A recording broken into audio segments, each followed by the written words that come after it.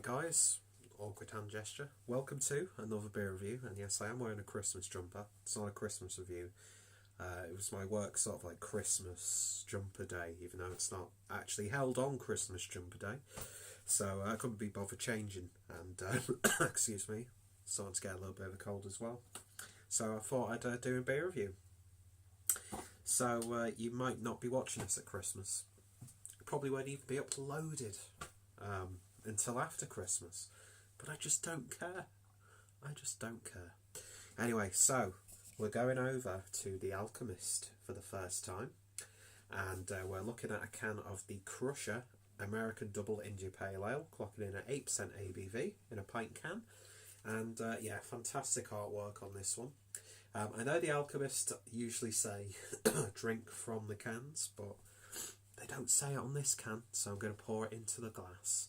But I will abide by the rules for the other two beers from the Alchemist that I have. So for the purists out there, take a deep breath. We're going to be okay. So yeah, Crusher is the American Double India Pale Ale that I started making years ago at the old pub. Hopheads were constantly asking for more hops, so in the words of Frank Zappa, did you say you want some more? Well, here's some more. While I enjoy hops, with the rest of them, I will try to maintain, or I still try to maintain, some semblance of balance and drinkability. This beer is oozing with hop flavour and aroma with a very dry finish. Enjoy responsibly, this one can sneak up on you. John Kimmich, The Alchemist, 100 Cottage Club Road, Stover, VT. And I can't remember what state VT is. I can't. It's not Virginia, because I'm sure that's VA. Is it Vermont?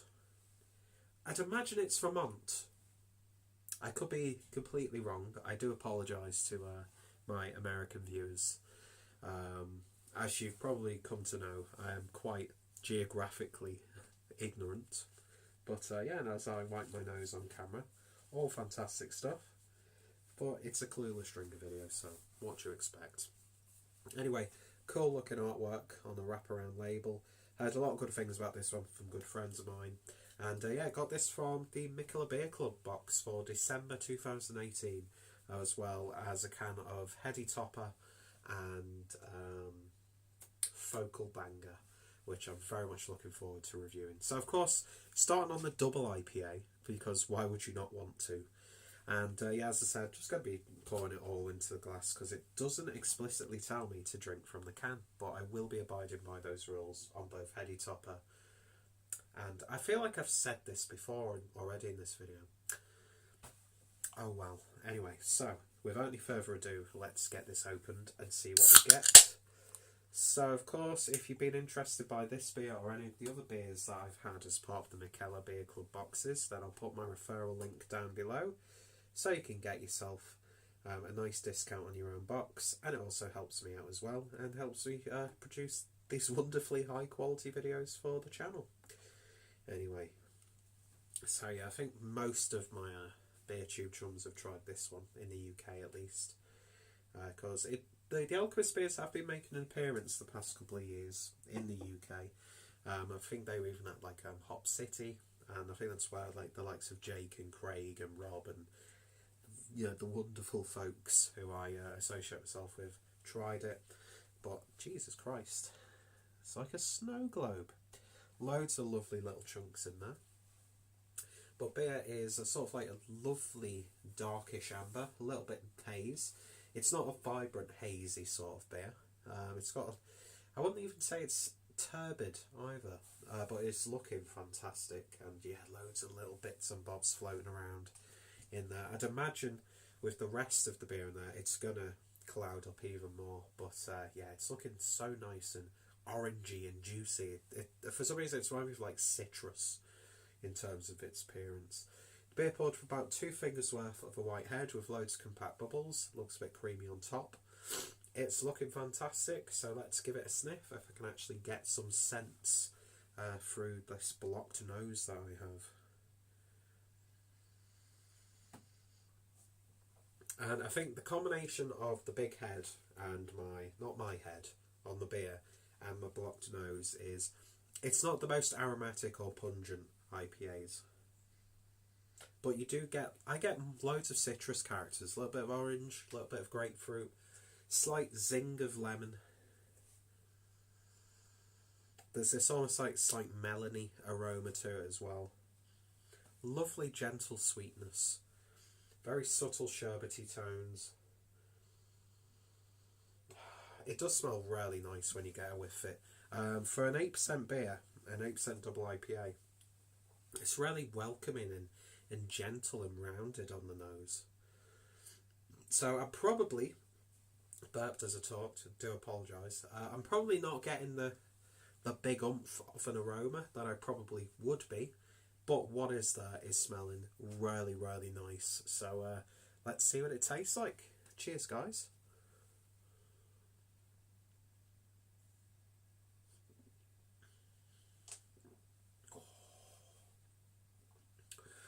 And what I did not pick up on the nose, I've definitely got on the flavour. This to me is big, chewy, dank and resiny.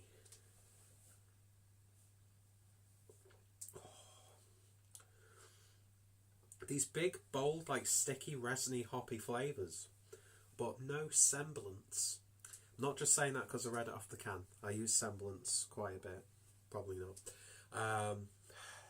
Only a pretentious twat would try and big themselves up that way.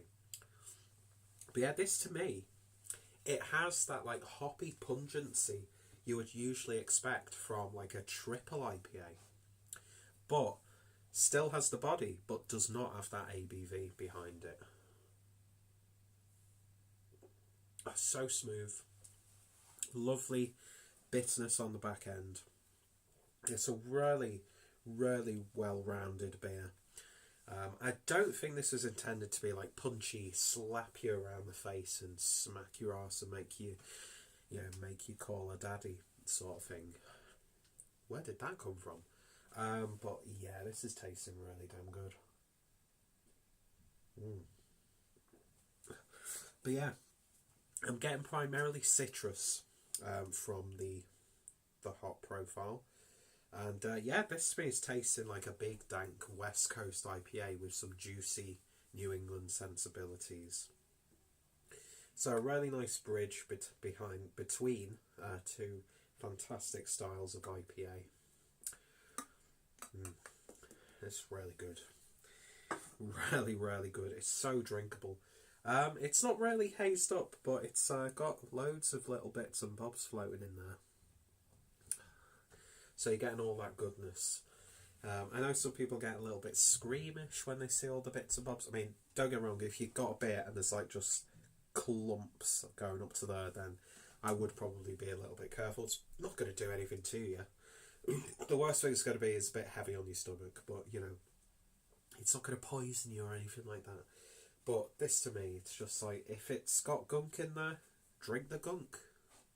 If it's safe enough to be in the beer, it's safe enough to be in your indigestion. In your digestive system. Could give you indigestion, of course, but I'm sure it would be worth it. But yeah, that's looking really good.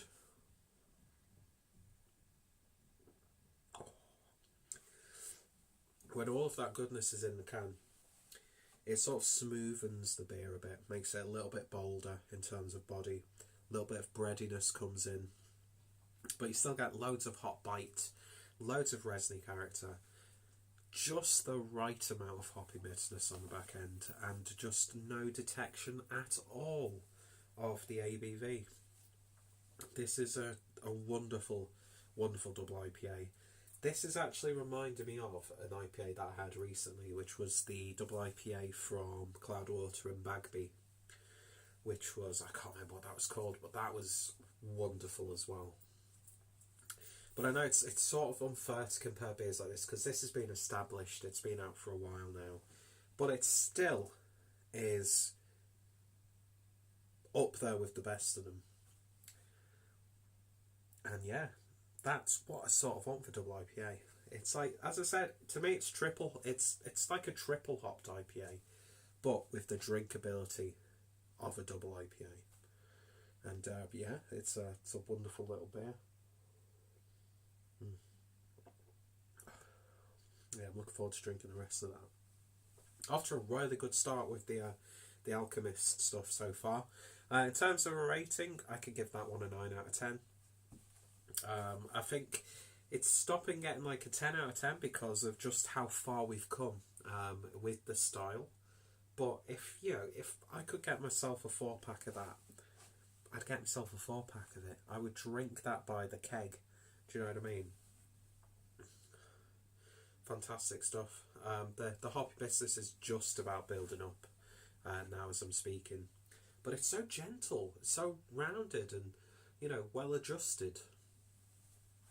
And I think it's a cracking double IPA. So if you can get your hands on it, then pick up a can. I'm sure this will be going on to some online stores in Europe. I mean, it has been on the Mikkeller web shop a few times now.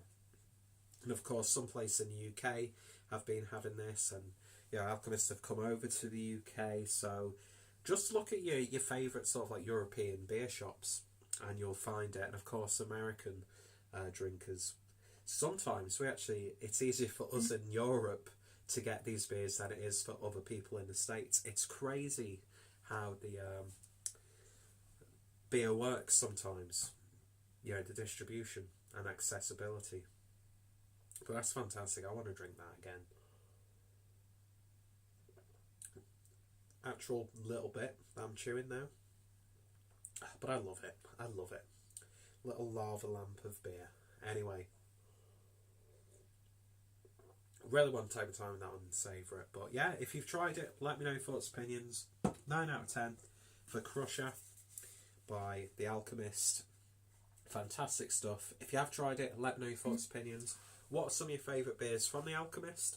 Doesn't have to be like the big heavy hitters and the ones that they're well known for. Any sort of unsung heroes from the brewery, or beers that you don't think get their attention that they should.